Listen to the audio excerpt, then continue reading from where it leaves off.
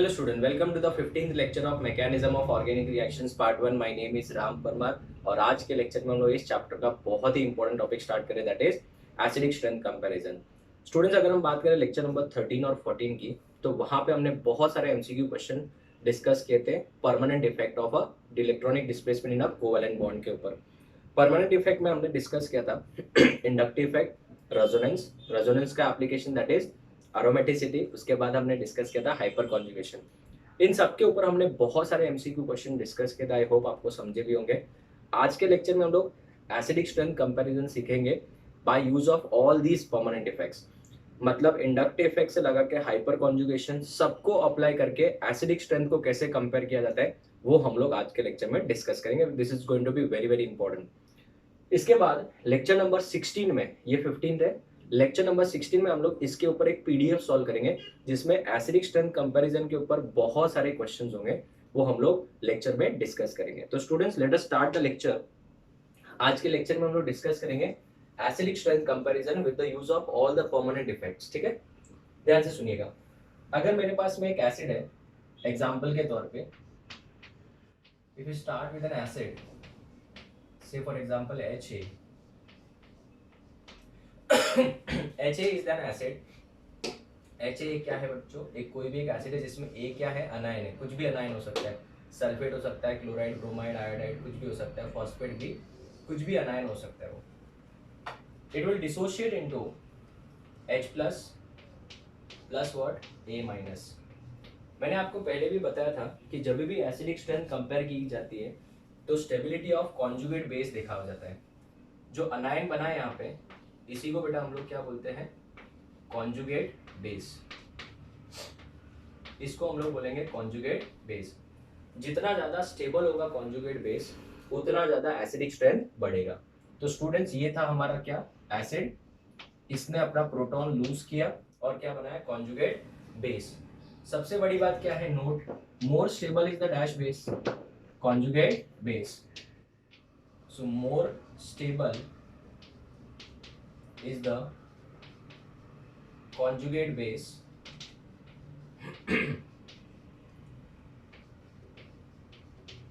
more is the acidic strength। Acidic strength कब बढ़ेगा? जब कॉन्जुगेट बेस की स्टेबिलिटी बढ़ेगी। So more stable is the conjugate base, more is the acidic strength. Now student, अगर मैं यहाँ पे अप्लाई करूँ concept of K, dissociation constant of weak acid, it is nothing but concentration of product upon concentration of reactant। Clear है ना students? के और H का क्या रिलेशन है? डायरेक्ट है। तो अगर H प्लस का कॉन्सेंट्रेशन ज्यादा होगा तो के का वैल्यू ज्यादा होगा। इसका मतलब के का वैल्यू ज्यादा होगा तो एसिडिक स्ट्रेंथ क्या हो जाएगा? बढ़ जाएगा। तो higher is the value of K, higher is the value of K, more is the acidic strength, more is the acidic strength. तो एसिडिक स्ट्रेंथ बढ़ेगा कि कम होगा? बढ़ेगा। तो स्टूडेंट्स, अगर मैं आपको दो कंपाउंड देता हूँ और दोनों का के देता हूँ और बोलूंगा कि बताओ इसमें से ज्यादा स्ट्रॉन्ग एसिड कौन है, तो इजीली कंपेयर किया जा सकता है। जैसे क्वेश्चन के फॉर्म में, compare acidic strength, compare acidic strength of A and B. ठीक है, ए, इसका के दिया हुआ है बेटा 4.1 इंटू 10⁵ और बी, इसका के दिया हुआ है 4.1 इंटू 10⁵। बराबर है? Sorry, higher is the value of K, more stronger is the acid. तो किसका के ज्यादा है, ए का कि बी का? सॉरी, ए का। सो के A of A is greater than Ka of B। बराबर है? So therefore A is a stronger acid than A is a stronger acid than B। एक तो ये तरीका होगा, अगर आपको Ka दिया है तो आप एसिडिक स्ट्रेंथ कंपेयर कर सकते हो। दूसरा तरीका क्या है, आप pKa से भी कर सकते हो। So what is pKa? pKa is equals to minus log to the base 10 Ka। ये फॉर्मूला पहले भी मैंने बताया था, minus log to the base 10 Ka, right. तो अगर Ka का वैल्यू ज्यादा होगा तो pKa का वैल्यू क्या हो जाएगा, कम हो जाएगा। जैसे pH कम होता है तो मोर स्ट्रॉन्ग एसिड होता है ना, वैसे pKa कम होगा तो वो कौन सा एसिड हो जाएगा, स्ट्रॉन्ग एसिड। और अगर Ka का वैल्यू ज्यादा की जगह पे कम होगा तो pKa का वैल्यू ज्यादा हो जाएगा, क्योंकि नेगेटिव लॉग है ना आगे। तो वो कौन सा एसिड हो जाएगा, वीक एसिड हो जाएगा। तो याद रखना है क्या, higher is the value of Ka, less will be the value of pKa। तो जितना pKa कम होगा उतना ज्यादा क्या होगा, वो स्ट्रॉन्ग एसिड होगा। तो इसके ऊपर अगर क्वेश्चन आया, कंपेयर एसिडिक स्ट्रेंथ,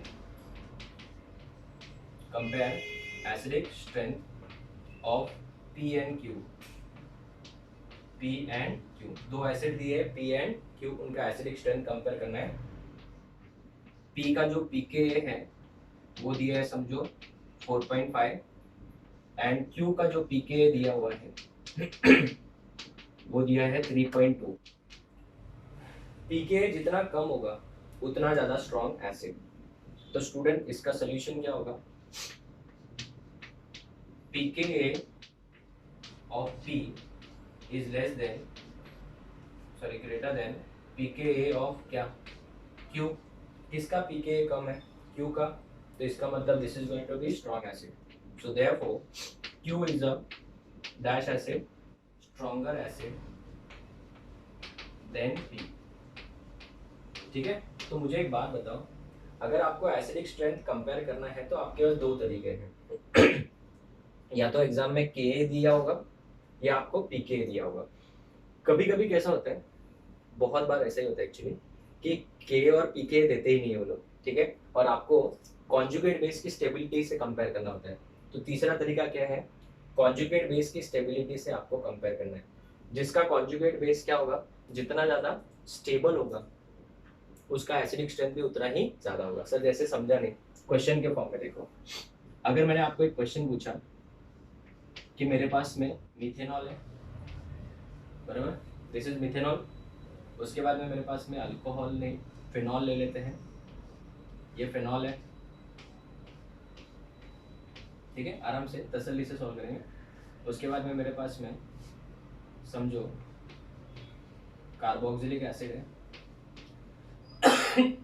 फिर बाद में सल्फोनिक एसिड है, और मुझे किसी ने पूछ लिया कि बताओ इन चारों में से सबसे स्ट्रॉन्ग एसिड कौन है, या फिर arrange them in the increasing order of acidic strength. तो मुझे बताओ क्या यहाँ पे Ka का वैल्यू दिया है, नहीं, तो मुझे क्या करना पड़ेगा, उनके कॉन्जुगेट बेस की स्टेबिलिटी के हिसाब से डिसाइड करना पड़ेगा। जिसका कॉन्जुगेट बेस जितना ज़्यादा स्टेबल होगा वो उतना ज़्यादा क्या हो जाएगा बच्चों, एसिडिक हो जाएगा, ठीक है।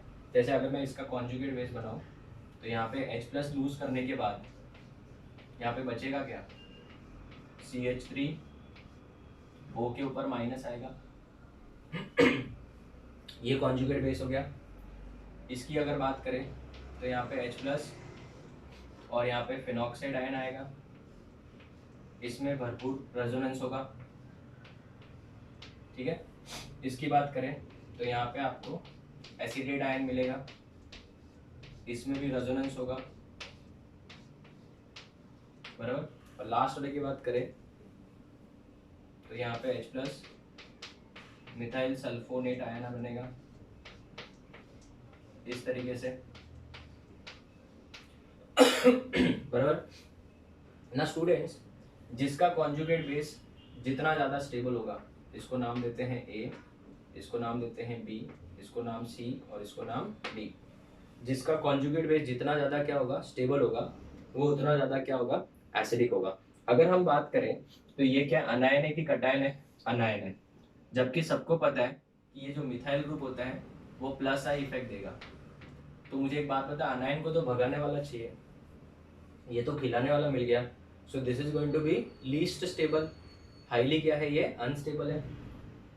अगर मैं बात करूँ इसकी, तो इसमें रेजोनेंस होगा इस तरीके से, और अगर आप इसके रेजोनेटिंग स्ट्रक्चर्स बनाओगे तो इसमें 5 रेजोनेटिंग स्ट्रक्चर्स बनेंगे, 5 RS, 5 resonating structures can be drawn for this compound, highly stable as compared to this and this। तो किसका conjugate base ज्यादा stable है, ये वाला। अगर ये वाला ज्यादा stable है तो phenols are dash acidic, more acidic than methanol। मतलब अल्कोहल से ज्यादा एसिडिक कौन होते हैं, फिनॉल्स होते हैं। ये याद रखना, जब हम लोग अल्कोहल, फिनॉल एंड ईथर्स ये कंपाउंड, ये चैप्टर स्टार्ट करेंगे, तब वहां पे क्वेश्चन आएगा कि अल्कोहल और फिनॉल में से ज्यादा एसिडिक कौन होता है, तो answer is going to be phenol. ठीक है। अगर मैं बात करूं तो यहाँ पे क्या रेजोनेंस होगा, हाँ, तो इसमें तो सिर्फ 2 ही रेजोनेटिंग स्ट्रक्चर्स आएंगे, लेकिन एक बात याद रखना, वो दोनों के दोनों जो रेजोनेटिंग स्ट्रक्चर्स होंगे वो इक्विवेलेंट होंगे कि नॉन इक्विवेलेंट, इक्विवेलेंट। सो 2 इक्विवेलेंट रेजोनेटिंग स्ट्रक्चर्स। तो आप बताओ इन दोनों में से ज्यादा स्टेबल कौन है। ना कॉमन कंफ्यूजन होता है स्टूडेंट्स को, मैंने पहले भी लेक्चर्स में बहुत बार बोला है, यहाँ पे बोलेंगे सर 5 स्ट्रक्चर बन रहे हैं, यहाँ पे तो सिर्फ 2 ही बन रहे हैं, but this is going to be more stable. क्यों? क्योंकि ये इक्विवेलेंट है, मैंने पहले भी बहुत बार बोला है, और मुझे पता है सबको याद भी हो गया होगा अब तो। मोर is the number of equivalent resonating structures, more is the stability. यहाँ पे क्या होगा ऐसे बनेगा, ये ऊपर भी जा सकता था, तो यहाँ पे 3 इक्विवेलेंट रेजोनेटिंग स्ट्रक्चर्स बनेंगे। सो 3 इक्विवेलेंट रेजोनेटिंग स्ट्रक्चर्स। तो मुझे एक बात बताओ, इसमें तो कोई रेजोनेंस हो ही नहीं सकता है, नो रेजोनेंस, बराबर है। यहाँ पे 5 रेजोनेटिंग स्ट्रक्चर्स है, यहाँ पे 2 है और यहाँ पे 3 है, बट इन तीनों में सबसे ज्यादा स्टेबल ये होगा। क्यों? क्योंकि इसमें इक्विवेलेंट रेजोनेटिंग स्ट्रक्चर्स है, इसमें भी इक्विवेलेंट रेजोनेट सॉरी इधर 3 इक्विवेलेंट रेजोनेटिंग स्ट्रक्चर्स है, इधर 2 इक्विवेलेंट रेजोनेटिंग स्ट्रक्चर है, इधर एक भी इक्विवेलेंट रेजोनेटिंग स्ट्रक्चर नहीं है, और इसमें तो रेजोनेंस ही नहीं हो रहा है। तो मुझे बताओ what is the stability order of, what is the stability order of conjugate base. Conjugate base का स्टेबिलिटी ऑर्डर क्या होगा बताइए। चलो इसको नाम दिया था ना ए, ठीक है, एक काम करते हैं, इनको यहाँ पे नाम दे देते हैं, इनको नाम देते हैं ए, इसको नाम देते हैं बी, इसको नाम दिया सी, और इसको नाम दे देते हैं डी, बराबर। तो आप बताओ what is the stability order of conjugate base बच्चों। सबसे ज़्यादा स्टेबल कौन होगा, डी, डी के बाद सी के बाद ए, बी फिर बाद में ए, ठीक है। तो जिसका कॉन्जुगेट बेस जितना ज़्यादा स्टेबल, उसका एसिडिक स्ट्रेंथ भी उतना ही ज़्यादा होगा। तो एसिडिक स्ट्रेंथ ऑर्डर क्या होगा एसिडिक स्ट्रेंथ ऑर्डर, आज के बाद ये ऑर्डर सब लोग बहुत ही इंपॉर्टेंट है, याद रखेंगे। बताओ सबसे ज़्यादा एसिडिक कौन हो जाएगा, ऑप्शन डी वाला, मतलब methyl sulphonic acid. Sulphonic acids are very much acidic, सबसे ज़्यादा। सेकेंड नंबर पे कार्बोक्सिलिक एसिड्स, थर्ड नंबर पे फिनॉल, PHOH मतलब फिनॉल हो गया, और लास्ट में आएगा आपका अल्कोहल। तो बच्चों याद रखना, हमेशा याद रखना, sulphonic acid are highly acidic in nature as compared to carboxylic acid, as compared to phenol, and then alcohol आया। तो स्टूडेंट्स मुझे बताओ, किसी भी कंपाउंड में अगर आपको 2 कंपाउंड दे दूं एसिडिक स्ट्रेंथ कंपेयर करने के कितने तरीके हैं, 3 तरीके हैं, ठीक है। कैसे? सबसे पहले या तो वो लोग Ka देंगे, फिर कंपेयर करोगे, अगर Ka नहीं दिया है तो pK दिया होगा, उसकी मदद से आप कंपेयर कर सकते हो, और अगर K और pK दोनों नहीं दिया है तो आप कॉन्जुगेट बेस की स्टेबिलिटी से कंपेयर कर सकते हो। तो मुझे बताओ एसिडिक स्ट्रेंथ को कंपेयर करने के तरीके क्या है, एसिडिक स्ट्रेंथ को कंपेयर करने के तरीके क्या है। सबसे पहले we can make use of dash K, we can use pK, और लास्ट में कुछ नहीं दिया है तो we can use make use of what, stability of dash base, conjugate base. Conjugate base की स्टेबिलिटी को हम लोग कंपेयर करने के लिए यूज कर सकते हैं। तो ये एक चार्ट याद रखना, अगर Ka दिया है तो जिसका ज़्यादा Ka है वो ज़्यादा एसिडिक, pK दिया है तो जिसका pK कम वो ज़्यादा एसिडिक, और अगर नहीं दिया है दोनों भी तो आपको स्टेबिलिटी ऑफ कॉन्जुगेट बेस करना है, जिसका कॉन्जुगेट बेस जितना ज़्यादा स्टेबल उसका एसिडिक स्ट्रेंथ भी उतना ज़्यादा रहेगा, ठीक है। तो ये वाला एक इंट्रोडक्शन पार्ट हो गया, बहुत ही ज़्यादा इंपॉर्टेंट था। इसका फोटो लो, फिर हम लोग आगे के क्वेश्चन डिस्कस करते हैं students. Okay students, so the next one is compare acidic strength of following compounds. ठीक है, अभी मैंने वापस आपको बोल रहा हूँ कि अगर आपको एसिडिक स्ट्रेंथ कंपेयर करना है you can make use of के, पीके और the stability of conjugate base. ना मेजॉरिटी केसेस में आपको स्टेबिलिटी ऑफ कॉन्जुगेट बेस से ही करना पड़ेगा, बिकॉज के और पीके बहुत ही रेयर केसेस में देते हैं लोग। जैसे अगर मुझे ये दोनों कंपाउंड्स का एसिडिक स्ट्रेंथ कंपेयर करना है, तो जब भी एसिडिक स्ट्रेंथ कंपेयर करना है हम क्या करेंगे, H को तो हटा देंगे, तो इधर O के ऊपर क्या आएगा माइनस, इसके पास H प्लस, इस भी O के ऊपर से H को हटा देंगे, O के ऊपर माइनस और इधर H के ऊपर प्लस, तो ये हो जाएगा इसका कॉन्जुगेट बेस। इन दोनों में से जो ज़्यादा स्टेबल होगा बच्चों वो क्या होगा, ज़्यादा एसिडिक। अगर मैं बात करूँ दोनों में डिफरेंट क्या है, तो यहाँ पे है H ना, हाइड्रोजन जो है इंडक्टिव इफेक्ट की सीरीज में लास्ट में आते हैं, कुछ करता तो है नहीं वो। हाँ, अगर मैं बात करूँ NO2 ग्रुप की, तो ये माइनस आई भी देगा और माइनस एम भी देगा, और इसमें तो इंडक्टिव इफेक्ट क्या होता है बच्चों, जीरो होता है। So now you tell me, anion को क्या होना चाहिए, भगाने वाला चाहिए। ठीक है, जितना भगाने वाला ग्रुप होगा उतना ज़्यादा स्टेबिलिटी को क्या करेगा, वो बढ़ाएगा। तो मुझे एक बात बताओ, नाइट्रो ग्रुप जब होगा प्रेजेंट इस पोजीशन पे, तो क्या इसकी स्टेबिलिटी बढ़ेगी? यस। तो this is going to be more stable as compared to this conjugate base. तो ए और बी में से ज्यादा एसिडिक कौन होगा, बोलो? Yes, B is more acidic than A, absolutely correct. क्यों? क्योंकि इसका कॉन्जुगेट बेस ज्यादा स्टेबल है। तो के और पी के नहीं दिया है then we have to use the concept of conjugate base. अगर मैं इसकी बात करूं तो स्टूडेंट्स इन सब में हमको H को हटाना है, बराबर। H को हटा के जो कॉन्जुगेट बेस बनेगा उसकी स्टेबिलिटी को क्या करना है, आपको कंपेयर करना है। और ऐसे क्वेश्चन हमने पहले भी बहुत बार किए, अभी स्पेसिफिकली हम लोग under the heading of acidic strength comparison के टॉपिक में पढ़ रहे हैं। चारों के चारों कॉन्जुगेट बेस है। OCH3 जो है उसमें प्लस एम इफेक्ट होता है और माइनस आई। आरोही के हिसाब से मेजोरिटी में तो यही देखा जाएगा, सिर्फ रेजोनेंस से देखा जाएगा। यहाँ पे बच्चों आपको प्लस H भी है और प्लस I भी है, तो प्लस H देखा जाएगा। फ्लोरीन के केस में मैंने आपको बोला था, हाइड्रोजन के केस में सिर्फ इंडक्टिव इफेक्ट देखा जाएगा, और यहाँ पे माइनस M और यहाँ पे माइनस I। तो सबसे ज्यादा भगाने वाला ग्रुप कौन सा है, ये वाला है। ये वाला सबसे ज्यादा भगाएगा, तो इसका एसिडिक स्ट्रेंथ सबसे क्या होगा, ज्यादा होगा एज कंपेयर टू दिस। ये दोनों तो खिलाने वाले हैं, ये तो कुछ ज्यादा ही खिला रहे हैं, ये रेजोनेंस के थ्रू खिला रहे हैं, तो डेफिनेटली इसका एसिडिक स्ट्रेंथ सबसे कम होगा। तो एसिडिक स्ट्रेंथ ऑर्डर क्या होगा स्टूडेंट्स, बताइए? ये वाला सबसे ज्यादा एसिडिक, सो इसको नाम देते हैं A, B, C and D। So D is most acidic as compared to C, फिर B और फिर A आएगा। हो गया? ये क्वेश्चन आप लोग वीडियो पॉज करके अटेम्प्ट करिए। हुआ? चलो देखते हैं। सबसे पहले मुझे पता है आप लोगों ने भी क्या किया होगा, इसको हटा के H प्लस, इसको हटा के BH प्लस, सब जगह पे हमने कॉन्जुगेट बेस बनाया होगा। जब तक कॉन्जुगेट बेस नहीं बनाएंगे उसकी स्टेबिलिटी को कंपेयर नहीं कर पाएंगे, राइट? नेक्स्ट, अगर हम बात करें, इसको नाम दे देते हैं A, इसको नाम देते हैं B और इसको नाम देते हैं C। बच्चों ये वाला जो है वो minus M greater than minus I होगा। मेटा पोजीशन पे सिर्फ इंडक्टिव इफेक्ट देखा जाता है, और यहाँ पे minus M greater than minus I, correct? अगर मैं बात करूं तो इसका एसिडिक स्ट्रेंथ सबसे कम होना चाहिए, बराबर है? किसका? B का एसिडिक स्ट्रेंथ अगर हम देखने जाए, एसिडिक स्ट्रेंथ के हिसाब से ये सबसे कम एसिडिक होगा। कौन? B।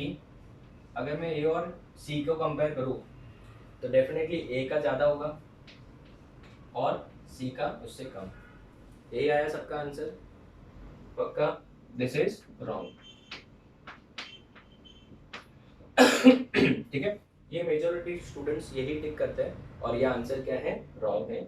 इसका एक्सप्लेनेशन देखो बच्चों, this is a very very important example. और इसका एक्सप्लेनेशन देखो, ये जो कंपाउंड है ना, इसका जो एसिडिक स्ट्रेंथ है वो बेसिकली कम हो जाता है। क्यों सर ऐसा? उसका रीजन देखना।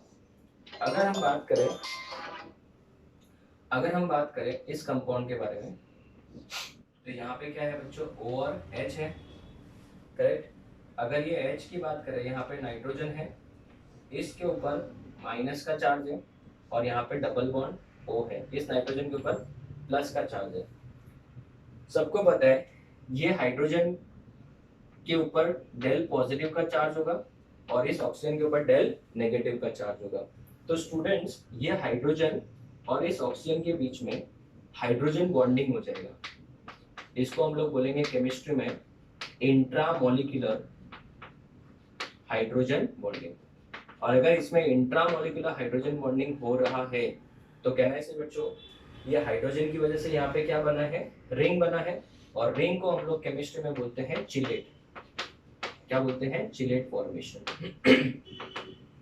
चिलेट का मतलब क्या होता है? रिंग।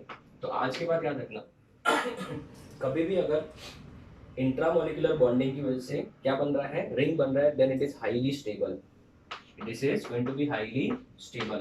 तो इससे स्टेबिलिटी बढ़ रही है कि कम हो रही है? बढ़ रही है। अब ये अगर इमेजिन करो आपने ये हाइड्रोजन हटा दिया, ठीक है, तो क्या हो जाएगा, ये रिंग बनेगा नहीं, और रिंग नहीं बनेगा तो स्टेबिलिटी मिलेगी नहीं। तो स्टूडेंट्स, ये कंपाउंड जो है ऑर्थोनाइट्रोफेनॉल, जितना इसका एसिडिक स्ट्रेंथ होना चाहिए उतना होगा नहीं। क्यों? क्योंकि ये अपना प्रोटॉन लूज या हाइड्रोजन लूज नहीं करना चाहेगा। क्यों? क्योंकि इस हाइड्रोजन की वजह से यहाँ पे इनको इंट्रामोलिकुलर हाइड्रोजन बॉन्डिंग हो रहा है, रिंग भी बन रहा है, और इस वजह से स्टेबिलिटी बढ़ रही है कि कम हो रही है? बढ़ रही है। तो स्टूडेंट्स याद रखना, ऑर्थोनाइट्रोफेनॉल हमको लगता है कि ज्यादा एसिडिक होगा, बट होगा नहीं। क्यों? क्योंकि ये इंट्रामोलिकुलर हाइड्रोजन बॉन्डिंग में इन्वॉल्व है। अगर मैं बात करूं पैरानाइट्रोफेनॉल की, पैरानाइट्रोफेनॉल में ऐसा प्रॉब्लम नहीं होगा। क्यों? क्योंकि ये वाला बहुत ही दूर है। तो इसमें इंट्रामोलिकुलर हाइड्रोजन बॉन्डिंग की वजह से एसिडिक स्ट्रेंथ क्या हो जाएगा, कम हो जाएगा, जबकि उसमें ऐसा कोई प्रॉब्लम होने वाला नहीं है। So what is the real और we can say observed acidic strength? Observed acidic strength जो होगा बच्चों, वो थोड़ा सा डिफरेंट होगा। सबसे ज्यादा एसिडिक हो जाएगा C, जबकि होना चाहिए था A, ठीक है। तो C वाला ज्यादा, उसके बाद में कौन आएगा? A, और फिर लास्ट में कौन आएगा? B। This is the observe. तो ये एक्सपेक्टेड था, ऐसा होना चाहिए था, पर होता नहीं है। क्यों? क्योंकि यहाँ पे हाइड्रोजन बॉन्डिंग है। तो इसका रीजन क्या है? इन ऑर्थोनाइट्रोफेनॉल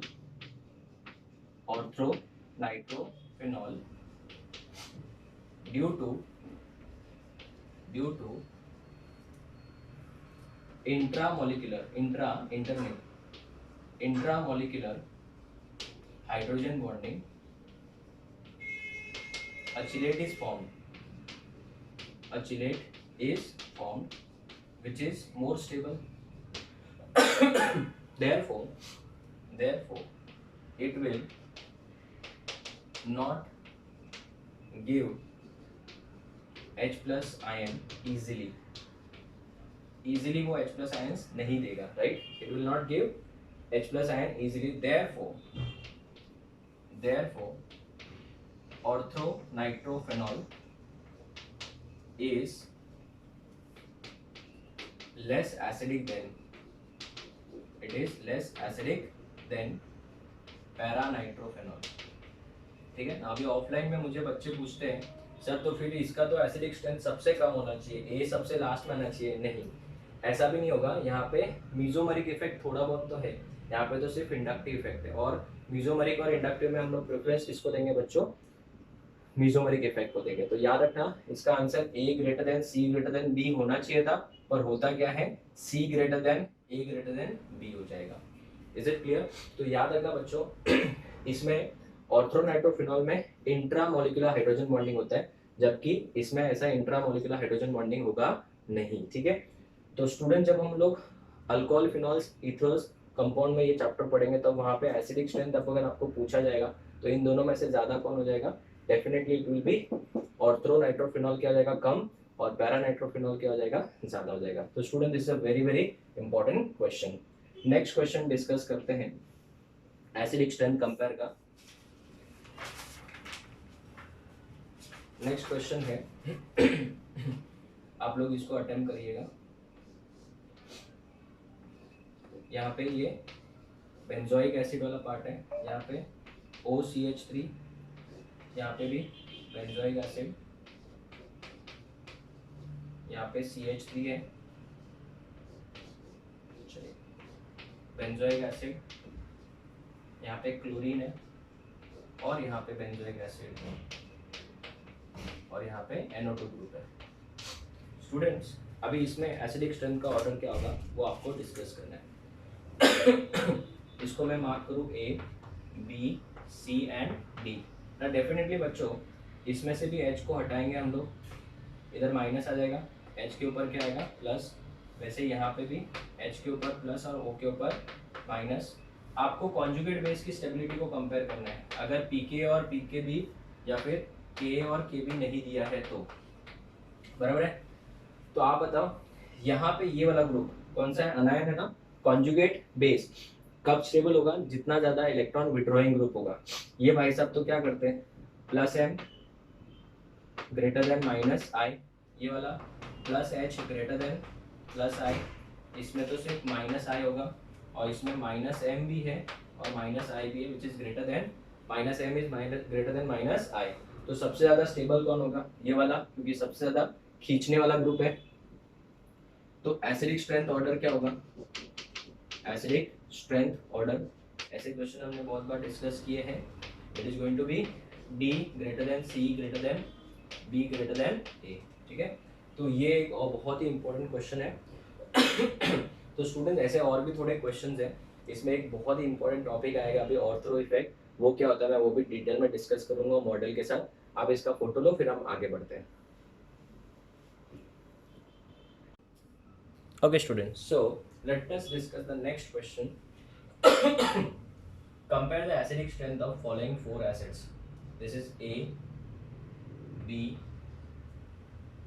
C and D, बराबर। इन चारों एसिड्स का हम लोग को एसिडिक स्ट्रेंथ कंपेयर करना है।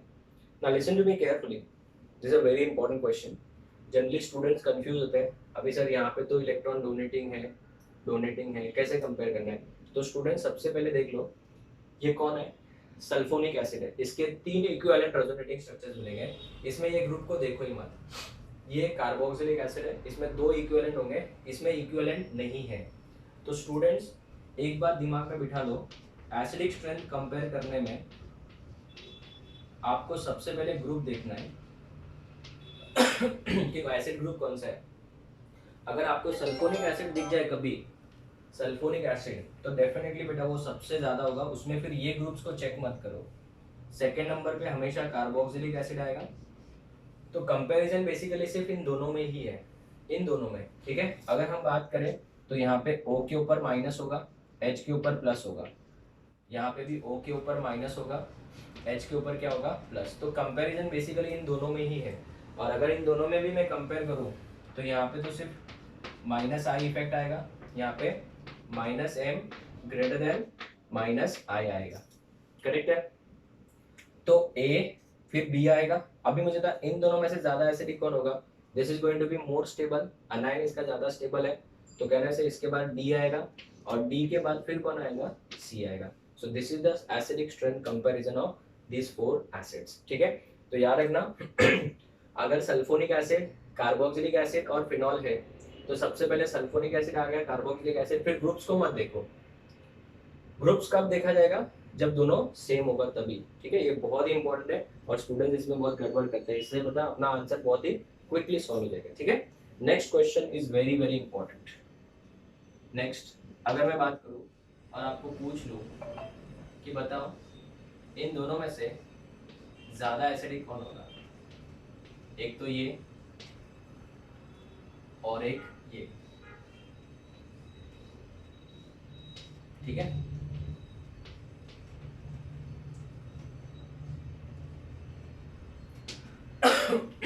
इन दोनों में से आप वीडियो पॉज कर लीजिए एंड देन इसको अटेम्प्ट करिए। इतना तो सबको पता होगा, यहाँ पे माइनस है और इधर H क्या हो जाएगा प्लस, यहाँ पे भी O के ऊपर माइनस आएगा, H के ऊपर क्या आएगा प्लस आएगा, करेक्ट है ना स्टूडेंट्स। अगर हम बात करें तो यहाँ पे जो ये वाला पार्ट है ये इलेक्ट्रॉन डोनेटिंग ग्रुप है, plus H greater than plus I होगा। तो ए और बी में से ये बेटा इसको भगाने वाला चाहिए, जबकि खिलाने वाला ग्रुप है, यहाँ पे खिलाने वाला ग्रुप है, यहाँ पे कोई है नहीं, तो ज़्यादा एसिडिक कौन होना चाहिए, ए और बी में से कौन, ए। तो एसिडिक स्ट्रेंथ ऑर्डर क्या होगा बच्चों, एसिडिक स्ट्रेंथ ऑर्डर क्या होना चाहिए, A should be greater than B, A should be greater than B, but this answer is wrong. ऐसा क्यों, क्या कारण है, ठीक है। तो स्टूडेंट्स ध्यान देना इसका रीजन है, एक्सप्लेनेशन सुनो।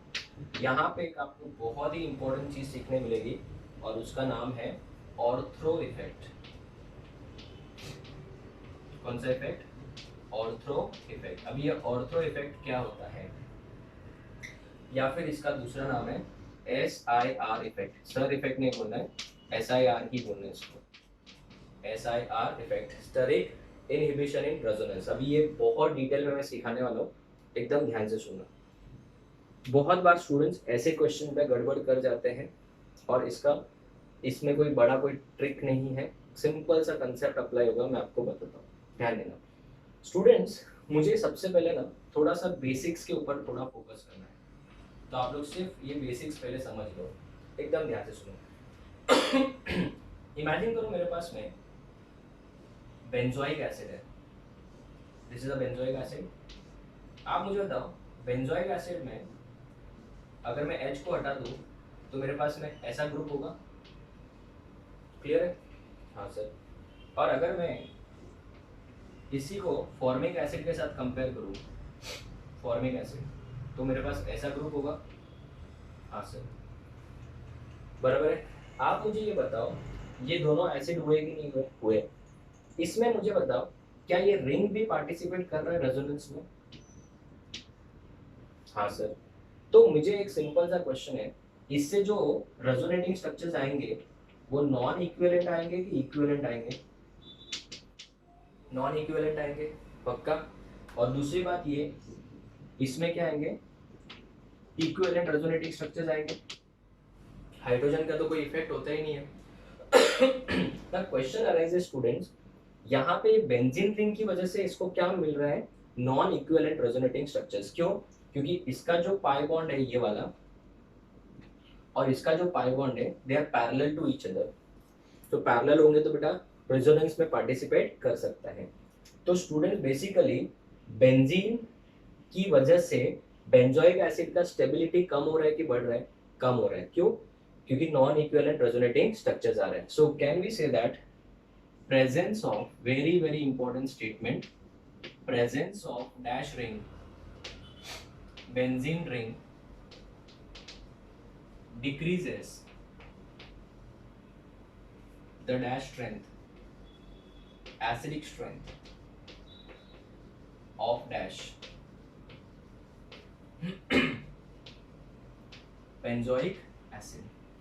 so benzoic acid जो है वो ज़्यादा एसिडिक होने चाहिए कि कम एसिडिक होने चाहिए, ज़्यादा एसिडिक होने चाहिए, बट इसमें रिंग जो है वो प्लस एम इफेक्ट दे रहा है, इस वजह से उसका एसिडिक स्ट्रेंथ कम हो जाएगा। तो अगर मुझे कोई पूछ ले कि बताओ बेंजोइक एसिड और फॉर्मिक एसिड में से ज़्यादा एसिडिक कौन होगा, तो मैं बोलूँगा फॉर्मिक एसिड। क्यों, क्योंकि इसमें तो बेटा इक्विवेलेंट रेजोनेटिंग स्ट्रक्चर्स आ रहे हैं, इसमें इक्विवेलेंट रेजोनेटिंग स्ट्रक्चर्स नहीं आ रहे। तो बेसिकली मैं तो बोलूँगा कार्बोक्सिलिक एसिड में ये बेंजीन रिंग आ गया, बेंजोइक एसिड में बेंजीन रिंग आ गया, इसकी वजह से इसकी स्टेबिलिटी उल्टा क्या हो रही है, कम हो रही है कि बढ़ रही है, कम हो रही है। क्यों, क्योंकि ये वाला जो ऑर्बिटल है इसके पैरेलल में है। तो अगर मैं आपको इसको मॉडल से समझा तो प्लीज ध्यान देना, मैंने मॉडल बनाया, ये देखो इस तरीके से, बराबर है। अगर मैं बात करूँ कार्बोक्सिलिक एसिड के बारे में, ठीक है, तो ये देखो ये बेंजीन रिंग हो गया, ठीक है, और ये वाला C डबल बॉन्ड O है, ठीक है, और ये वाला देखो O और H हो गया, ठीक है। तो अगर मैं बात करूं ये वाले बॉन्ड की और ये वाले बॉन्ड की, they are parallel to each other, देख लो ये पैरेलल है ऐसा। तो इन केस समझो ये बॉन्ड टूटता भी है, यहाँ से ये बॉन्ड ऐसे टूटा, समझो बच्चों, ठीक है, टूटा, ये टूट गया, इस ऑक्सीजन के ऊपर माइनस का चार्ज आ गया, तो ये वाला जो रिंग है ना, रिंग, ये अपना इलेक्ट्रॉन यहाँ से ब्रेक करके इसकी तरफ शिफ्ट कर देगा। इसका मतलब क्या हुआ कि बेंजीन रिंग के बाहर जो C double bond O group है वो बेटा in conjugation with benzene ring हो गया कि नहीं हो गया? तो आप बताओ इस कार्बन के ऊपर कौन सा चार्ज आ गया? प्लस। फिर ये वाला यहाँ से टूटेगा, ये वाला ऐसे जाएगा, बराबर। तो मुझे ये बताओ इससे जो स्ट्रक्चर्स बन रहे हैं वो इक्विवेलेंट बन रहे हैं कि नॉन इक्विवेलेंट बन रहे हैं? नॉन इक्विवेलेंट, ठीक है। जबकि ऐसा फॉर्मिक एसिड में था क्या? नहीं। तो स्टूडेंट्स यहाँ पे नेगेटिव चार्ज आ गया, फिर ये वाला टूटेगा, यहाँ से वापस इधर जाएगा, ये वाला इधर आएगा, फिर ये वाला इधर से शिफ्ट हो जाएगा। क्लियर है? फिर इस वाले कार्बन के ऊपर कौन सा चार्ज आ गया? नेगेटिव। नेगेटिव किसके ऊपर घूम रहा है? कार्बन के ऊपर। कार्बन के ऊपर नेगेटिव ज्यादा स्टेबल होता नहीं है। फिर ये वाला बॉन्ड टूटेगा वापस, ये इसकी जगह पे आ जाएगा, यहाँ से भी ये टूट के वापस इसकी जगह पे आ गया, ठीक है। और ये वाला जो ऑक्सीजन के ऊपर माइनस था वापस अपने ओरिजिनल पोजीशन पे आके सी डबल बॉन्ड ओ बना देगा। तो कहने से ये तो वाला एच इसमें रेजोनेंस में पार्टिसिपेट ही नहीं कर रहा है बच्चों। तो क्या ये एसिडिक कम हो गया कि ज्यादा हो गया? कम हो गया। तो बेंजोइक एसिड में प्रॉब्लम क्या पता है? ये वाले जो दोनों हैं, ध्यान से देखना बच्चों, ये वाले जो दोनों पी ऑर्बिटल्स है, इसका पी ऑर्बिटल रिंग का और कार्बोक्सिलिक एसिड का सी डबल बॉन्ड का पी ऑर्बिटल एक दूसरे को पैरेलल है। देख लो, they are parallel to each other. तो ये अगर ऐसे टूट के ऐसे जाएगा तो ये वाला बॉन्ड ऐसे शिफ्ट हो जाएगा। ये देखो, ये अगर ऐसे गया तो ये वाला भाई बोलता है मैं आ जाऊंगा, तुम टेंशन मत लो। तो क्या हुआ? दे आर इन कॉन्जुगेशन हो गया, और इस वजह से इक्विवेलेंट रेजोनेटिंग स्ट्रक्चर जाएंगे कि नॉन इक्विवेलेंट? Non equivalent. तो इस वजह से बेंजोइक एसिड का एसिडिक स्ट्रेंथ कम हो जाता है, बिकॉज बेंजीन रिंग का जो पी ऑर्बिटल होता है वो इन कॉन्जुगेशन है और पैरेलल है। तो अगर इसको आप अगर स्ट्रक्चर वाइज बनाना चाहो तो कैसे बनाओगे? देखना इसी को अगर हम लोग स्ट्रक्चर वाइज बनाए तो ये आपको इस तरीके से दिखेगा, देखना ऐसा, ठीक है। इसका जो पी ऑर्बिटल है वो ऐसा होगा, सब एक दूसरे को क्या है? पैरेलल है, ठीक है। यहाँ पे कौन है? सी डबल बॉन्ड ओ है, सी, यहाँ पे डबल बॉन्ड ओ और इधर ओ एच, ठीक है। यहाँ पे जो डबल बॉन्ड बना है वो कैसे बना है? इसका वाला और इसका वाला ऑर्बिटल के जॉइनिंग से, करेक्ट ना? ध्यान से देखना बच्चों, ये वाला एक पाई बॉन्ड है, ये वाला एक पाई बॉन्ड है, और ये वाला एक पाई बॉन्ड है, और यहाँ पे भी एक क्या है? पाई बॉन्ड है ना। चलिए बच्चों, अगर हम बात करें तो ये वाला जो है, ये वाला बॉन्ड देखना, ये वाला और ये वाला, ये दोनों ऑर्बिटल्स को देखो बच्चों, क्या ये दोनों एक दूसरे को पैरेलल है कि परपेंडिकुलर है? They are parallel to each other, they are parallel to each other. और पैरेलल टू ईच अदर है तो that means they will participate in what? Conjugation. So they are in conjugation, can participate in what? Resonance. ये आपका resonance में participate करेगा कि नहीं करेगा? ये पार्टिसिपेट करेगा, रेजोनेंस में पार्टिसिपेट करेगा। इस वजह से इक्विवेलेंट रेजोनेटिंग स्ट्रक्चर्स आपको मिलेंगे कि नहीं मिलेंगे? नहीं मिलेंगे, ठीक है। तो इस वजह से बेंजोइक एसिड का एसिडिक स्ट्रेंथ क्या हो जाता है? कम हो जाता है। अभी इसमें बहुत इंटरेस्टिंग चीज ये है बच्चों कि जब आपने यहाँ पे कौन सा ग्रुप डाल दिया? Methyl group. ध्यान से देखना बच्चों, वेरी इंपॉर्टेंट। जैसे आपने यहाँ पे मिथाइल ग्रुप डाल दिया, ये वाला, चलो यहाँ पे डाल देते हैं। यहाँ पे एक मैंने कौन सा ग्रुप डाल दिया? मिथाइल ग्रुप डाल दिया। समझो, ये देखो, ये CH3 है, कार्बन के ऊपर 3 हाइड्रोजन है, ये ग्रुप डाल दिया। जैसे मैंने यहाँ पे मिथाइल ग्रुप डाल दिया बच्चों, इससे क्या होगा? ये मिथाइल ग्रुप और ये जो कार्बोक्सिलिक एसिड का ग्रुप है, they are coming very close to each other. ये दोनों एक दूसरे के करीब आ गए ना, ये ग्रुप और ये COOH ग्रुप, ये ग्रुप COH ग्रुप और मिथाइल एक दूसरे के क्या आ गए? करीब आ गए। तो इनके बीच में क्या हो रहा है? स्टेरिक रिपल्शन हो रहा है। एक ही स्पेस में they are very close to each other, तो इनके बीच में रिपल्शन होगा कि अट्रैक्शन होगा? रिपल्शन होगा। तो रिपल्शन होगा ना, तो वेरी इंटरेस्टिंग, सुनना ध्यान से। ये जो COH ग्रुप है ना, ये प्लेन से बाहर और ऐसे चला जाएगा, इस तरीके से, ध्यान देना मस्त है, ऐसे हो जाएगा। पहले कैसे था, ऐसे था ना, अभी इन दोनों में रिपल्शन ज्यादा हो रहा है, ठीक है, तो ये क्या करते हैं, अपने आप को आउट ऑफ प्लेन लेके चला जाता है इस तरीके से। और अगर ये आउट ऑफ प्लेन लेके जाएगा तो आप मुझे बताओ, इसका जो ये ग्रीन वाला बॉन्ड है, पाई बॉन्ड, वो अभी इसके पैरेलल में है क्या, चेक इट आउट, क्या वो इसके पैरेलल में है, नहीं है, ये तो आउट ऑफ क्या हो गया है, प्लेन हो गया। तो क्या अभी ये वाला इसके साथ रेजोनेंस कर सकता है कि नहीं कर सकता है, नहीं कर सकता, because of this methyl group. ये ग्रुप कहाँ पे होना चाहिए, ऑर्थो पे की, मेटा पे की, पैरा पे, ऑर्थो पे। तो ऑर्थो पे आने की वजह से ये ग्रुप पहले इस तरीके का था, ये और ये एक दूसरे को क्या थे, पैरेलल था, इस वजह से बेंजीन इसको इलेक्ट्रॉन दे पा रहा था। लेकिन ये ग्रुप आने की वजह से इन दोनों में रिपल्शन बढ़ा या कम हुआ, बढ़ा। तो इसने क्या किया, अपने आप को आउट ऑफ प्लेन कर लिया, और जैसे ये आउट ऑफ प्लेन कर लिया, ये मुकर गया, और ये मुकर गया, तो अभी ये वाला पाई बॉन्ड इसके साथ कॉन्जुगेशन में है क्या, नहीं है। तो कहने से because of the movement of dash group, COH group, it comes out of the plane or in the plane, out of the plane, and therefore the p orbitals now are not parallel, they are not parallel, and therefore the benzene ring can or cannot give its electron to COH group, cannot give, electron देने वाला नहीं है। और अगर electron नहीं देगा तो क्या होगा, नहीं देगा तो क्या होगा बच्चों, बेंजीन रिंग के इलेक्ट्रॉन इसमें पार्टिसिपेट करने वाले नहीं है, ठीक है। तो वो मैं नेक्स्ट बोर्ड पे डायग्राम से समझाता हूँ, आप लोग एक काम करिए, पहले इसका फोटो ले लीजिए। Okay students, so let's continue.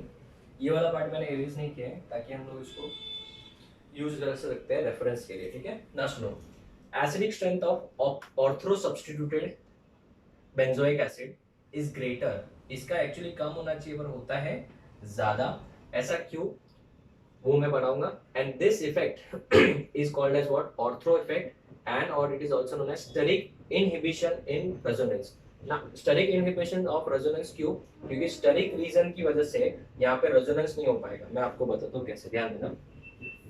जब से बेंजोइक एसिड था तब क्या हो रहा था, ये बेंजीन रिंग अपना इलेक्ट्रॉन यहाँ पे दे पा रहा था, तो बेंजीन रिंग का कौन सा इफेक्ट था यहाँ पे, प्लस एम इफेक्ट था।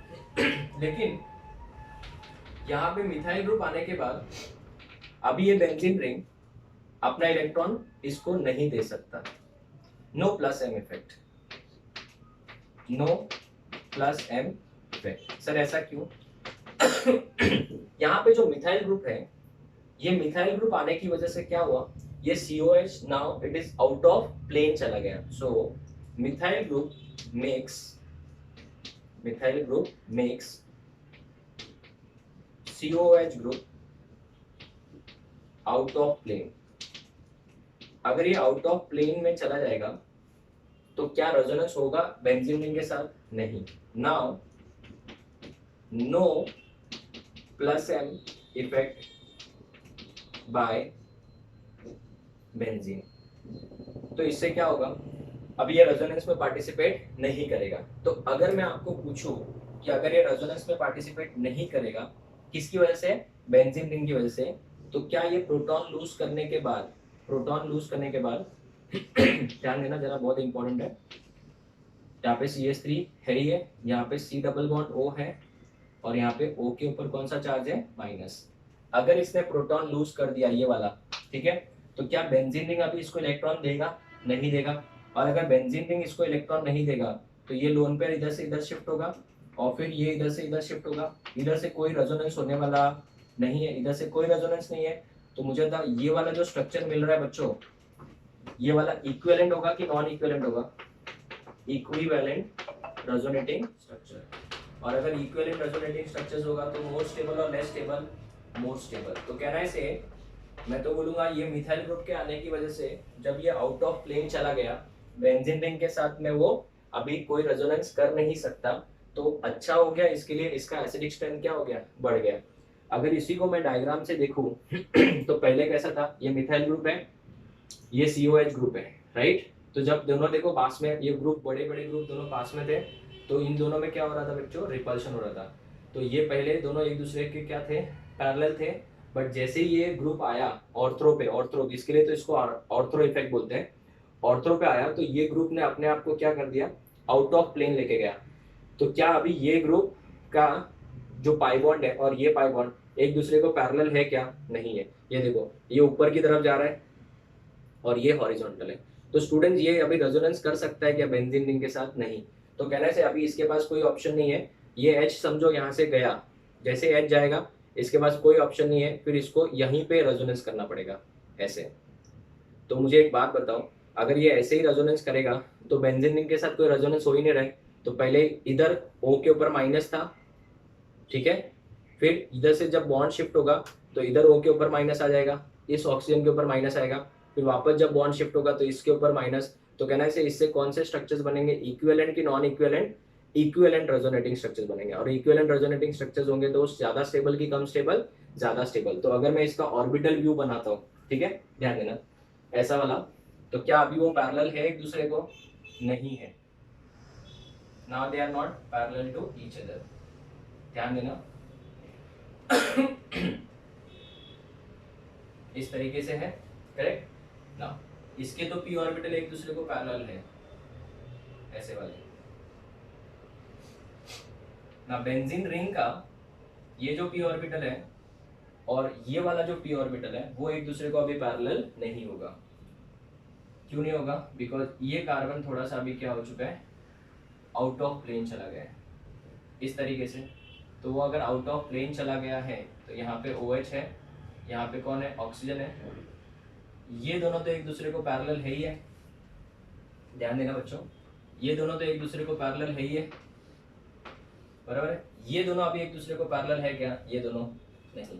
तो स्टूडेंट्स मैं इसको थोड़ा शेड करता हूँ, ध्यान देना। आप भी एकदम मस्त अच्छे से प्रेजेंटेशन के साथ नोटबुक में लिखना ताकि आपको भी पढ़ने का मन करे।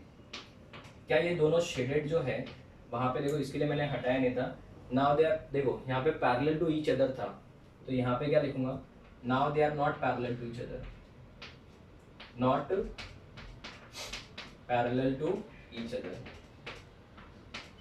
और अगर पैरेलल नहीं है तो क्या वो रेजोनेंस में पार्टिसिपेट करेगा? नहीं करेगा। तो रेजोनेंस में पार्टिसिपेट क्यों नहीं कर पाएगा अभी? क्योंकि they are not parallel to each other, ठीक है। तो कहना है बेंजीन रिंग की तरफ से कुछ रेजोनेंस हो पाएगा क्या? नहीं। So can participate in resonance. अभी क्या लिखूंगा बताओ? कैन और can not? Can not participate in resonance. और ये रेजोनेंस में पार्टिसिपेट क्यों नहीं कर पा रहा है? बिकॉज यहाँ पे ऑर्थ्रो के ऊपर, यहाँ पे समझो ऑर्थ्रो के ऊपर एक बड़ा सा क्या आ गया है? ग्रुप आ गया है। और ये ग्रुप का नाम क्या है? Methyl group. मिथाइल ग्रुप आने की वजह से क्या हो गया है? यहाँ पे ऑर्थ्रो इफेक्ट आ गया है, ठीक है ना। तो ये मिथाइल ग्रुप बहुत बड़ा है और इस बड़े ग्रुप की वजह से ये COH ग्रुप जो है it goes out of plane. So अभी मुझे एक बात बताओ, अभी ये सिर्फ रेजोनेंस किसके साथ करेगा? खुद के साथ ही करेगा। ये अगर O माइनस हो जाता है और यहाँ पे H प्लस निकल गया यहाँ से, तो ये रेजोनेंस किसके साथ करेगा? खुद के साथ ही करेगा। कैसे? ये देखो, अगर मैं बात करूँ अभी इस वाले की, तो अभी इसके पास कोई ऑप्शन नहीं है। ये देखो बेंजीन रिंग से तो कुछ आने वाला है नहीं, तो ये क्या करेगा? यहाँ से ब्रेक करके यहाँ पे जाएगा अभी। और अगर यहाँ से ब्रेक करके यहाँ पे जा रहा है तो इस ऑक्सीजन के ऊपर क्या आएगा? अभी माइनस हो गया, जो पहले प्लस था अभी क्या हो गया? वो ऑक्सीजन माइनस हो गया। तो स्टूडेंट इस तरीके से फिर बाद में वापस अगर बॉन्ड शिफ्ट होगा तो क्या होगा स्टूडेंट्स? वापस बॉन्ड शिफ्ट होगा तो यहाँ पे इस ऑक्सीजन के ऊपर डबल बॉन्ड आ जाएगा और इस ऑक्सीजन के ऊपर वापस क्या आ जाएगा? माइनस आ जाएगा। तो कहना है वो खुद के साथ ही क्या कर रहा है? रेजोनेंस। और खुद के साथ ही रेजोनेंस करेगा तो इक्विवेलेंट रेजोनेटिंग स्ट्रक्चर आएंगे कि नॉन इक्विवेलेंट? इक्विवेलेंट। सो इक्विवेलेंट रेजोनेटिंग स्ट्रक्चर बनेंगे और इक्विवेलेंट रेजोनेटिंग स्ट्रक्चर्स बनेंगे तो कहना है बेटा इससे स्टेबिलिटी बढ़ेगी कि कम होगी? Stability will increase. स्टेबिलिटी इससे क्या होगी बच्चों? इंक्रीज होगी। तो ऐसे क्या सीखने को मिला कि हमेशा याद रखना, एसिडिटी ऑर्डर अगर हम लोग पूछे, एसिडिटी ऑर्डर अगर हम लोग डिस्कस करें तो ortho substituted dash acid, benzoic acid का हमेशा एसिडिक स्ट्रेंथ क्या होता है बच्चों? ज्यादा होता है as compared to benzoic acid, is it clear? तो स्टूडेंट्स ये रीजन इसका क्या था? इसका रीजन था, हम लोग ने नाम दिया इसको क्या? ऑर्थ्रो इफेक्ट नाम दे सकते हो इसको, या फिर इसका नाम क्या है? SIR R effect, that is steric inhibition. Steric current की वजह से, मतलब क्राउडिंग की वजह से रेजोनेंस में क्या हो गया, बंद हो गया। रेजोनेंस बंद हो गया मतलब इनहिबिशन आ गया। Inhibition of what, resonance. इसके लिए इसको SIR इफेक्ट भी बोला जाता है। तो स्टूडेंट्स याद रखना, स्टेरिक इनहिबिशन इन रेजोनेंस के लिए ये जो ग्रुप होना चाहिए वो बड़ा होना चाहिए, ताकि वो आउट ऑफ क्या चला जाए, प्लेन चला जाए। तो स्टूडेंट्स एक मिनट ध्यान से देखिए, ये वाला पार्ट तो आपने फोटो लिया ही था ना, ध्यान देना। स्टेरिक इफेक्ट, ये दैट इज SIR इफेक्ट आपको कब देखने को मिलेगा, जब यहाँ पे ऑर्थ्रो पे कोई ग्रुप होना चाहिए। तो SIR इफेक्ट, और it is also known as ortho effect, it is also known as ortho effect, कब देखने को मिलेगा, जब आपके पास में ये बेंजीन होगा, ठीक है, बेंजीन होगा, और यहाँ पे आपके पास में ग्रुप 1 होगा, इसको हम लोग टारगेट ग्रुप बोलेंगे, जो कि यहाँ पे कौन सा ग्रुप था हमारे लिए, कार्बोक्सिलिक एसिड था। ये पोजीशंस पे कोई ग्रुप्स होने चाहिए, या तो ये साइड में या फिर ये साइड में, या फिर दोनों साइड में रहेंगे तो और अच्छी बात है। यहाँ पे G2 कोई ग्रुप है, हाइड्रोजन नहीं होना चाहिए बस, और यहाँ पे G3। तो इन दोनों में क्या होगा, रिपल्शन होगा कि अट्रैक्शन होगा, रिपल्शन। कोई भी एक साइड में भी होगा तो चलेगा, रिपल्शन होगा और रिपल्शन होगा। और रिपल्शन की वजह से क्या होगा, रिपल्शन की वजह से G1 ड्यू टू क्या होगा students, repulsion goes dash out of plane और inside the plane, out of plane, it goes out of plane, and therefore plus M effect of benzene disappear, plus M effect of benzene will disappear। तो plus M effect अगर disappear हो जाएगा तो कहने से बच्चों इससे क्या होगा, एसिडिक स्ट्रेंथ में इंक्रीज होगा कि डिक्रीज होगा, बेंजोइक एसिड के केस में तो एसिडिक स्ट्रेंथ बढ़ जाएगा। सो this is a very simple effect, याद रखना ग्रुप ऑर्थ्रो पोजीशन पे ही होना चाहिए स्टूडेंट्स, क्योंकि अगर ये का ये ग्रुप अगर मैं पैरा पे डाल दूं या मेटा पे डाल दूं तो ये तो दूर हो गया, तो फिर स्टेरिक हिंड्रेंस का कोई पॉइंट ही नहीं बनता है, क्योंकि they are very far from each other, कोई मतलब नहीं है। यहाँ पे है तो फिर रिपल्शन होगा, तभी तो वो आउट ऑफ प्लेन जाएगा। मेटा पे है या पैरा पे है तो इसका कोई रोल नहीं है। So therefore it is also known as which effect, ortho effect, इसका नाम इसी वजह से दिया है। तो स्टूडेंट्स ये देखो, मैंने बहुत ही अच्छे से मेहनत करके डायग्रामेटिकली व्यू जो था उसको आउट ऑफ प्लेन ले लिया। अभी ये दोनों रेजोनेंस में पार्टिसिपेट नहीं कर सकते, ये बॉन्ड टूट के इधर नहीं आ सकता because they are not parallel.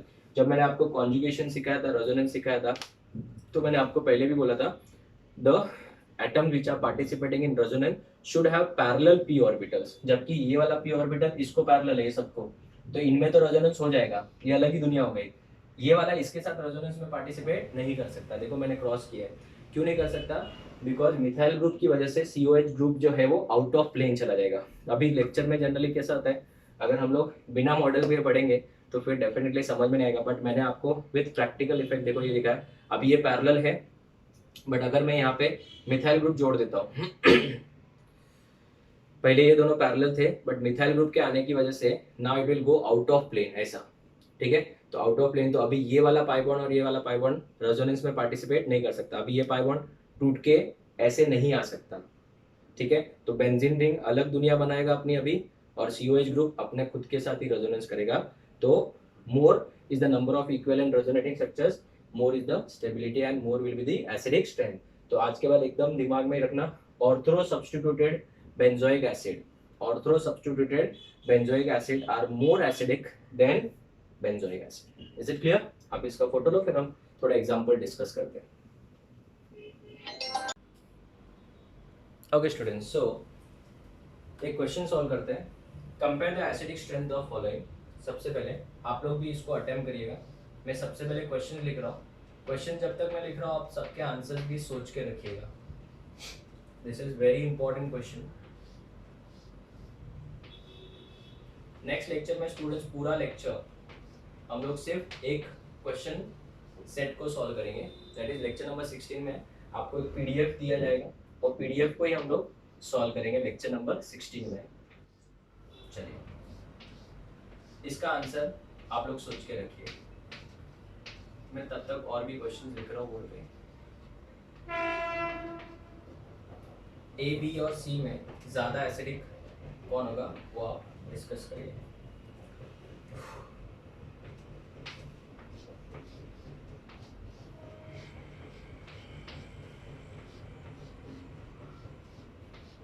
Students notes बराबर बना रहे हो आप लोग? अभी दो टाइप के आंसर, सर नहीं और एक होता होगा हाँ सर बनाए हैं। नहीं बनाया है तो प्लीज़ स्टूडेंट्स आप लोग बनाना शुरू करो। क्यों? जब तक आपके नोट्स परफेक्ट नहीं होंगे आपको खुद को भी पढ़ने का मन नहीं करेगा।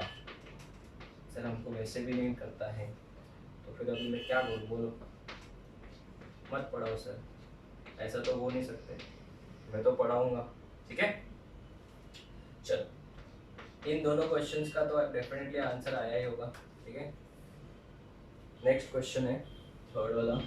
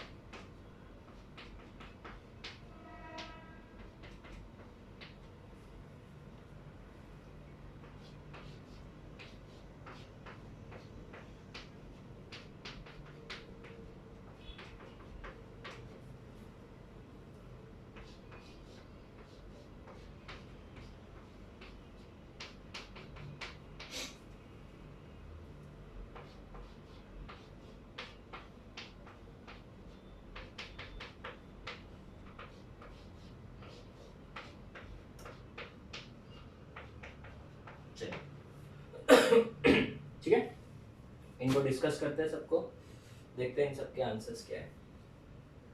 ठीक है, तो स्टूडेंट्स सब लोगों ने सोचा होगा कि यार ये तो प्लस है, प्लस एच प्लस है, इधर तो दो दो जन खिलाने वाले। ठीक है, तो ऐसा कुछ होने वाला नहीं है। यहाँ पे आप सबको पता है सर इफेक्ट आएगा। गलत तरीका है बेटा, ऐसा यार को बोलना है, ऐसा यार ही है वो, सर इफेक्ट नहीं बोलना। ठीक है, हम कहाँ जाएंगे फिर, गाँव जाना पड़ेगा हमको। तो what is the acidic strength? Ortho substituted का हमेशा ज़्यादा होता है एज कम्पेयर टू नॉर्मल वाले का। तो इसमें सबसे ज़्यादा सी, फिर बी, क्योंकि यहाँ पे दोनों साइड में ना, फिर बी और फिर ए आएगा। This is very important. Generally इसका आंसर टिक करते बच्चे, yes A greater than B greater than C which is strong. Next अगर मैं बात करूँ तो फ्लोरीन का माइनस आई इफेक्ट सबसे ज़्यादा, ऐसे बच्चे सोचने वाले बहुत है, फिर ऐसा ऐसा एंड सो ऑन। ठीक है, बट ऐसा कुछ होने वाला नहीं है। क्यों? क्योंकि आयोडीन बहुत बड़ा ग्रुप है। अगर आयोडीन बड़ा ग्रुप है तो ज़्यादा SIR इफेक्ट आएगा, तो ये प्लेन से ज़्यादा बाहर जाएगा। फ्लोरीन छोटा है तो कम जाएगा। ठीक है, तो कहने से एसिडिक स्ट्रेंथ सबसे ज़्यादा किसका होगा? ए बी सी और डी में से डी का सबसे ज़्यादा। मोर SIR इफेक्ट इधर क्या आएगा बच्चों? मोर SIR इफेक्ट। ठीक है, तो डी के बाद सी, सी के बाद बी, बी के बाद ए। क्लियर? चलिए आगे बढ़े। नेक्स्ट अगर मैं बात करूं 1 2 3, तो स्टूडेंट्स इसमें दो दो OH है, तो दो दो बार SIR इफेक्ट। इधर एक ही SIR इफेक्ट आएगा, इधर तो SIR इफेक्ट है ही नहीं। तो इसमें एसिडिक स्ट्रेंथ ऑर्डर क्या होगा? एसिडिक स्ट्रेंथ डेफिनेटली सी का सबसे ज़्यादा, फिर बी का और फिर ए का आएगा। तो C greater than B greater than A आएगा ना। इसमें बच्चों एक और इम्पोर्टेंट चीज़ कि एक बार ये H लूज कर देगा, ध्यान देना, एक बार अगर ये H लूज कर देता है तो इसके लिए ये बहुत अच्छी बात है। बोलो क्यों? उसका रीज़न बताता हूँ। देखो यहाँ पे डबल बॉन्ड O है, इस O के ऊपर माइनस है। यहाँ पे कौन सा ग्रुप है? O और H है। यहाँ पे भी कौन सा ग्रुप है? O और H है। क्लियर? अभी अगर मैं चाहूँ तो क्या मुझे बताऊँ, इन दोनों के बीच में हाइड्रोजन बॉन्डिंग होगी? कि नहीं होगी? होगी। इधर भी हाइड्रोजन बॉन्डिंग, तो मुझे था यहाँ पे कितने चिलेट्स बन रहे हैं? 2 चिलेट्स बन रहे हैं। तो यहाँ पे बेटा चिलेट फॉर्मेशन हो रहा है, और मैंने आपको बोला था चिलेट फॉर्मेशन होगा तो मोर स्टेबल और लेस स्टेबल मोर। लेकिन ये चिलेट फॉर्मेशन कब हो रहा है? H को लूज करने के बाद, तो इमीडिएटली लूज करना चाहेगा, इस वजह से C का एसिडिक स्ट्रेंथ सबसे ज़्यादा as compare to B and A। इसमें भी एक चिलेट बनेगा, इसमें तो चिलेट बनने वाला ही नहीं है, ठीक है। उसके बाद मुझे बताओ अगर हम बात करें एक इसकी, तो बेटा यहाँ पे तो ये तीनों इलेक्ट्रॉन खींचने वाले ग्रुप है, करेक्ट। तो इसका तो एसिडिक स्ट्रेंथ सबसे ज़्यादा। और let me tell you one thing, इसको पिक्रिक एसिड बोलते हैं। अभी ये बहुत ही इंपॉर्टेंट क्यों है पता है? क्यों पता है? ध्यान देना क्योंकि स्टूडेंट्स इसमें वर्ड यूज हुआ है एसिड, और बहुत बार एंट्रेंस एग्जाम में पूछा जाता है which of the following does not contain COH group, और ऑप्शन में दिया होता है पिक्रिक एसिड, और भी बहुत सारे एसिड से नाम दिए होते हैं। तो स्टूडेंट्स कंफ्यूज होता है, इसके नाम में तो एसिड है ना, तो एसिड का मतलब जरूरी नहीं कि COH ही हो। तो स्टूडेंट्स में COH ग्रुप नहीं है, ठीक है। This is very very important, and ये बहुत ही ज़्यादा स्ट्रॉन्ग एसिड है। बहुत ही ज़्यादा स्ट्रॉन्ग क्या है बेटा? एसिडिक है, बिकॉज 3 NO2 ग्रुप ने पूरा इलेक्ट्रॉन डेंसिटी को खींच लिया है, और 3 इलेक्ट्रॉन विड्रॉइंग ग्रुप तो इससे हाईली क्या हो जाएगा? स्टेबल हो जाएगा। सो A, इसमें B, ये C, D और E। अगर मैं इसका आंसर डिस्कस करूं बच्चों, तो ये दोनों भूल जाओ, इतना तो कंफर्म है कि A और B में से A ज़्यादा B कम, ये दोनों का एसिडिक स्ट्रेंथ इन तीनों से ज़्यादा रहेगा। क्यों? क्योंकि इसमें 2 NO2 है, इसमें 3 NO2 है। अभी कंपैरिजन किसका होगा? इन तीनों का, और ये तीनों हम लोग पहले ही कर चुके हैं। इसमें पता है हाइड्रोजन बॉन्डिंग होगी, इस वजह से ये अपना H देगा नहीं, तो इसमें और इसमें से ये वाला ज़्यादा एसिडिक था, मैंने करवाया था ये क्वेश्चन। E के बाद फिर C आएगा, और लास्ट में कौन आएगा? D आएगा। It's a very very important question, ठीक है। सो this is the end of entire acidic strength. एक स्टूडेंट्स आपको PDF मिलेगा लेक्चर के बाद, ठीक है। नेक्स्ट लेक्चर को स्टार्टिंग करने के लिए, नेक्स्ट लेक्चर को स्टार्ट करने से नेक्स्ट लेक्चर के स्टार्टिंग में ही आपको एक PDF रहेगा 16 लेक्चर। 16 लेक्चर में हम लोग सिर्फ और सिर्फ MCQ क्वेश्चन डिस्कस करेंगे एसिडिक स्ट्रेंथ कंपैरिजन के।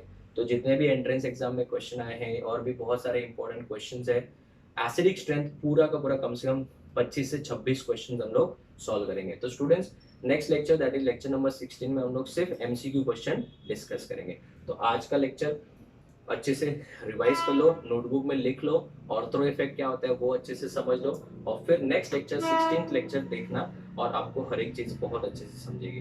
तो students will meet in the next lecture with a detailed discussion about the MCQs of acidic strength comparison. Till then, thank you, take care.